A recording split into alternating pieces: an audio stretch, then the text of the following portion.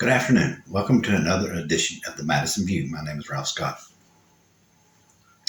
Okay, I want to really discuss the kind of off-the-rails stuff, the intensity of the right wing of the Republican Party is getting.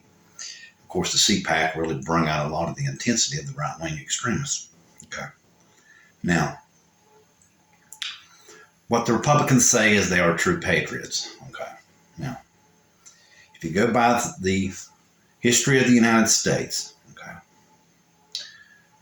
the Declaration of Independence declared the individual right to liberty, life, liberty, and the pursuit of happiness. Okay, but actually, liberty, not life, liberty, pursuit of happiness. I might have that backwards, but basically, that's what we fought for. That was the very first statement of any kind in a declaration of declaring our independence from Britain, was the right of the individual.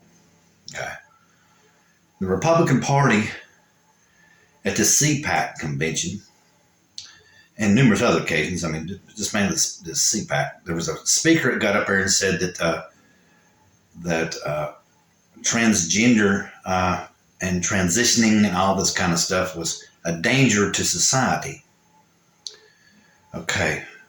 Now, I do not understand how one child or one person, or what maybe it might be per year in the United States, decide to transition, 10,000, maybe 20,000, who do not belong to any violent right-wing group, are going to harm the safety of the United States, which is, if you go further down in the Declaration of Independence, that's exactly what they're talking about. The reason why we declared our independence is because Britain, the king, was violating our safety and our right to happiness.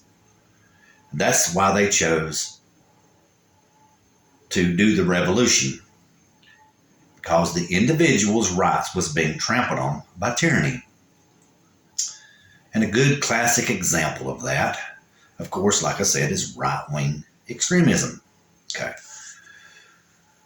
Right-wing extremism preaches hate and death every chance they get. It doesn't matter if you're gay. It doesn't matter if you're a Democrat. It doesn't matter if you're a Republican who believes in a more liberal point of view.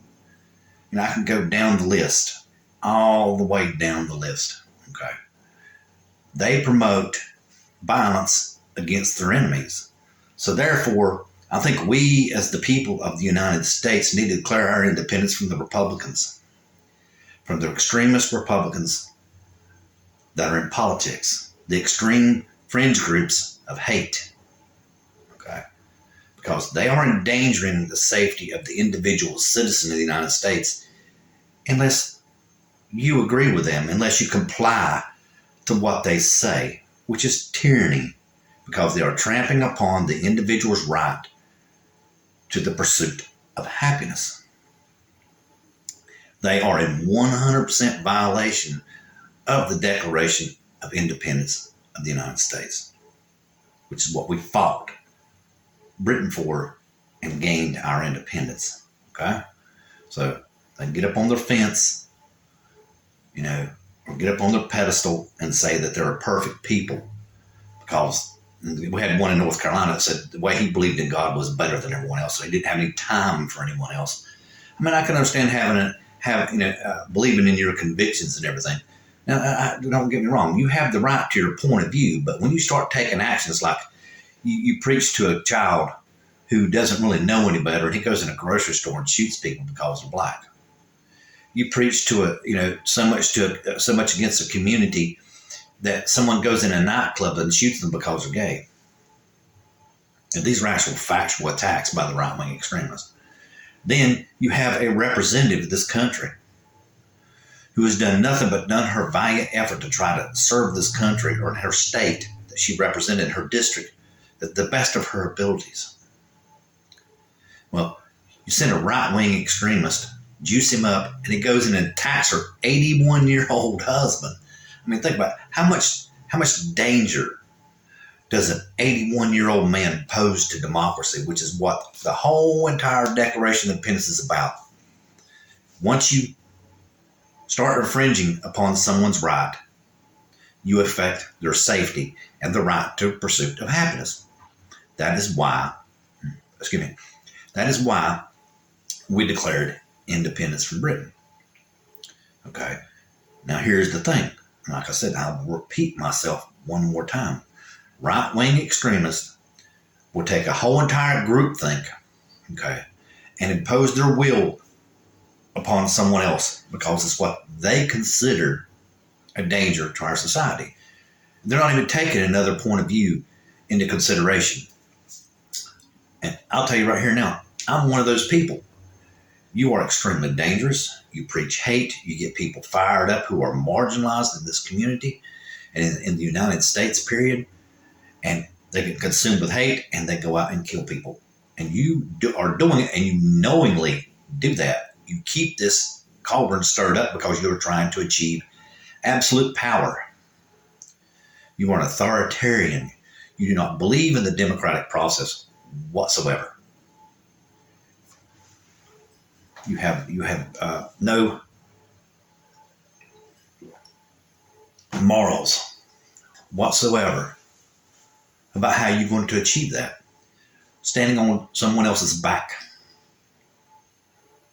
to achieve power is called tyranny. Preaching hate against someone and condemning someone, unless they are going against the basic principles of humanity, which is you shall not harm someone. That's the basic principles. Well, you're violating the basic principle of humanity. You're trying to harm someone. You're trying to corner them in and eliminate them, is the way the one guy said it at the CPAC. And that right there is a very breach of the whole entire Christian principles that you people preach. Okay. Now, I want to get into the national divorce thing with Margie Taylor Greene. Now, I think, honestly and truthfully thinking, I mean, just right off the top of my head, I'm not even too sure about that. But I mean, I pondered. I considered about a 50-50 chance. This woman thinks that she would absolutely be able to pull off a divorce between red and blue states. Okay. She thinks it would be possible peacefully. Okay. But I don't think so. I think I still think it's all Freudian slip. In her mind, she's just as bad as the right-wing Christian nationalists who think that nobody is good except for them. I mean, they're the same way. Like I told you the first part of the video, they will trample on someone's rights because they think their rights is better than them, and that's tyranny. That's just tyranny. When you not allow someone to have a different point of view, yeah. As long as they're not pointing a gun at you and chasing you down the street, which I would almost say that's what right-wing extremism does. They're allowed to their point of view. But anyway, the whole entire purpose of this country was to validate individual rights. Okay, I said that's the first thing that was wrote down in the Declaration of Independence. Okay, now if you go to the divorce of the states, okay, you're trampling on quite a few people's rights in this country who still thinks this country is better off together, i.e. me, one of them. Okay. Now, here's the other thing, okay? You got to think this into 3 different categories, okay? The United States, the Constitution, the Declaration of Independence was all garnered together and assembled and voted upon by the people of the United States themselves, okay? And like Madison said in I think it's like 36 or 37, somewhere 38, I forget the exact paper, is most governments in the world at the time frame, up to the time frame, were just assembled like one person, maybe 10 people or something, like some kind of military tribunal appointed them to decide what kind of government was going to happen afterwards. Now, like Madison said, what happened with the Constitution, the Declaration of Independence? Okay, these were people that were voted from the states, okay, to go represent us at a federal level. Okay. Now, at the federal level, of course, excuse me, they drew up the ideas. Okay. And then on top of that, okay, it went back to the states for ratification. Okay. The states ratified the Constitution and it became law. But the only reason why our government is different than everyone else is our Constitution was actually democratically upheld or voted for, whatever you want to say. It was approved by the people because the people approved the legislatures. They knew what the political scenario was during the time frame, so they voted for those legislatures to get in the state legislatures, who in turn voted for the Constitution, which it became ratified. So the people of the United States broke a sound barrier, broke a very cultural barrier that had existed around the world for many centuries. Okay. The common man actually selected his own government. That was an extremely liberal principle, which I know will shatter Republicans' eardrums around the country. The United States was founded on a very liberal principle, and it says it right in the very first document that was ever signed by our forefathers. And it's the right of the individual to live life, liberty, and the pursuit of happiness. All men are created equal. To back up a little bit. And see, that right there in itself was so revolutionary and so groundbreaking at the time that was done. I said the world hadn't even seen it. Okay. So, all these people in the Republican Party that say that the Constitution wasn't picked by, excuse me, by the individual are wrong.